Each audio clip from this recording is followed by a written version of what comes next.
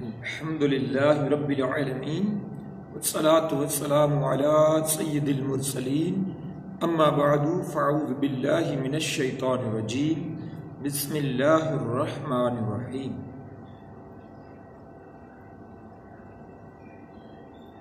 الف لام میم ذلك الكتاب لا ريب فيه هدى للمتقين صدق الله العظيم۔ مدینہ تفسیر القرآن یوٹیوب چینل کی طرف سے اکبر علی افکاری حاضر ہوں اور 1 تا 2 آیہ مبارکہ سورہ بقرہ کی تفسیر عرض کر چکا ہوں۔ آیت نمبر 2 میں ہدی للمتقین کی نسبت سے ایک الگ سے مختصر موضوع رکھنا مقصود تھا اور وہ پیش کرنے لگا ہوں۔ تقوی کے معنی ہیں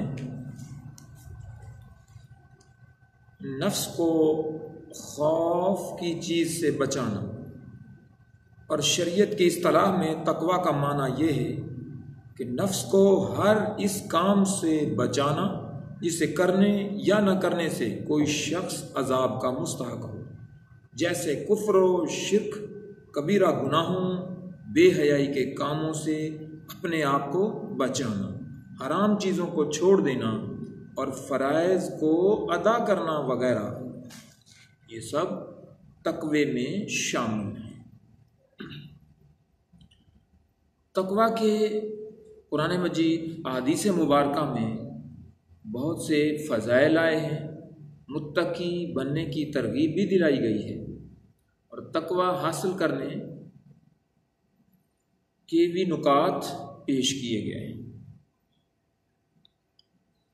اللہ تعالیٰ نے قرآن مجید فرقان حمید کے اندر ارشاد فرمایا ہے، آل عمران، یا ایھا الذین آمنوا اتقوا اللہ حق تقاتہ ولا تموتن الا وانتم مسلمون۔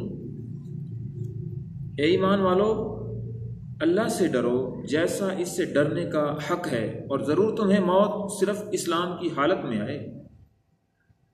اور اسی طرح ارشاد فرمایا،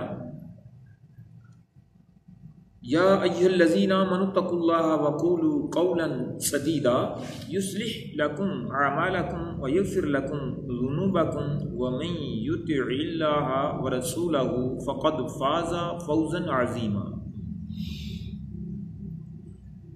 اے ایمان والو، اللہ سے ڈرو اور سیدھی بات کہا کرو، اللہ تمہارے اعمال تمہارے لیے سنوار دے گا اور تمہارے گناہ بخش دے گا، اور جو اللہ اور اس کے رسول کی فرما برداری کرے اس نے بڑی کامیابی پائی۔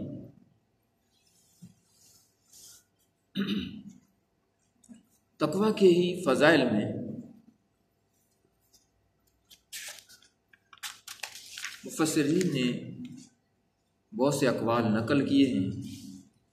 حضرت ابن عباس رضی اللہ تعالی عنہما سے مروی ہے کہ متقین سے مراد وہ لوگ ہیں جو اللہ تعالیٰ کے عذاب سے ڈر کر ہدایت نہیں چھوڑتے اور اس کی رحمت کے امیدوار رہ کر اس کی طرف سے جو کچھ نازل ہوا ہے اس کی تصدیق کرتے ہیں۔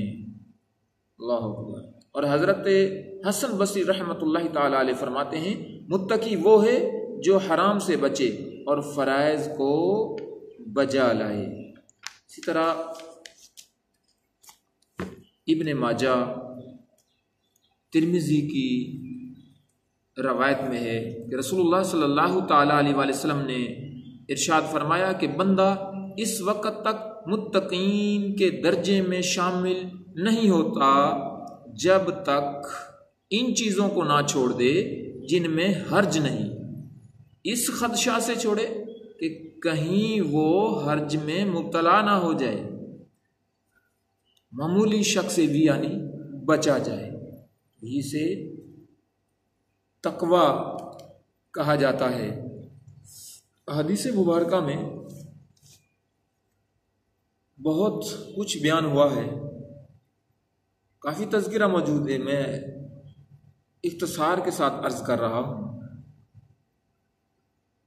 ترمذی کی حدیث پاک ہے، حضرت عطیہ سعدی رضی اللہ تعالیٰ عنہ سے روایت ہے، رسول کریم صلی اللہ تعالیٰ علیہ وآلہ وسلم نے ارشاد فرمایا، کوئی بندہ اس وقت تک متقین میں شمار نہیں ہوگا جب تک کہ وہ نقصان نہ دینے والی چیز کو کسی دوسری نقصان والی چیز کے ڈر سے نہ چھوڑ دے، یعنی کسی جائز چیز کے ارتکاب سے ممنوع چیز تک نہ پہنچ جائے۔ بعض جائز چیزیں اس طرح کی ہوتی ہیں کہ ان جائز کاموں کو، ان چیزوں کو کیا جائے تو بندہ ممکن ہے کہ وہ حرام چیزوں تک پہنچ جائے، اس ڈر سے جائز کو بھی چھوڑ دینا چاہیے، تو تقویٰ اسے کہا جاتا ہے۔ حضرت ابو سعید رضی اللہ تعالیٰ عنہ سے روایت ہے، نبی کریم صلی اللہ تعالیٰ علیہ وآلہ وسلم نے ارشاد فرمایا، تمہارا رب عز و جل ایک ہے، تمہارا باپ ایک ہے، اور کسی عربی کو اجمی پر فضیلت نہیں ہے، نہ اجمی کو عربی پر فضیلت ہے، نہ گورے کو کالے پر فضیلت ہے، نہ کالے کو گورے پر فضیلت ہے، مگر صرف تقویٰ سے ہے۔ اگر فضیلت کا جو معیار ہے تو وہ تقوی کی بنیاد پر ہے۔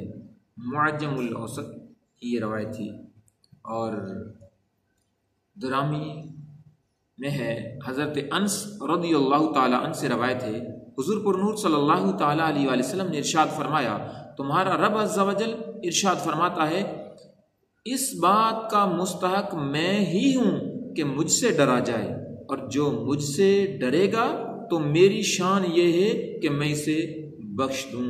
سبحان اللہ۔ علماء کرام نے تقویٰ کے مراتب بھی بیان فرمائے ہیں، مختلف مراتب بیان فرمائے ہیں، جیسے عام لوگوں کا تقویٰ تو یہ ہے کہ ایمان لا کر کفر سے بچ جائے، اور متوسط لوگوں کا تقویٰ یہ ہے کہ احکامات کی پیروی کرنا، نماز روزہ جس کا بھی اللہ تعالیٰ نے حکم دیا ہے ان کی پیروی کرنا، اور ممنوعات سے رکنا، شراب، زنا، جو بھی اللہ تعالیٰ نے جس چیز سے بھی منع کیا ہے اس سے رکنا، تو یہ عام متوسط لوگوں کا تقویٰ ہے۔ اور خاص لوگوں کا تقویٰ یہ ہے کہ ہر ایسی چیز کو چھوڑ دینا جو اللہ تعالیٰ سے غافل کرے۔ اللہ اکبر۔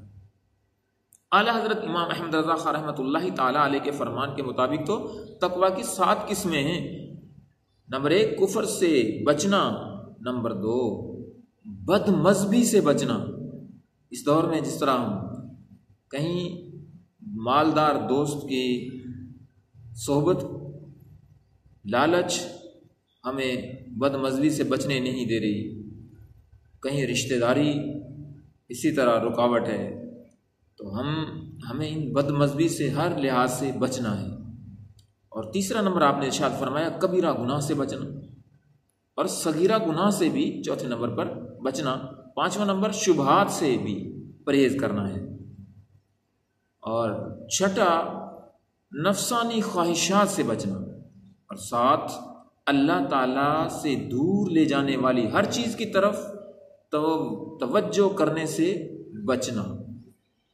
اور قرآن عظیم ان 7 مرتبوں کی طرف ہدایت دینے والا ہے۔ اللہ تعالیٰ ہمیں متقی اور پرہیزگار بننے کی توفیق عطا فرمائے۔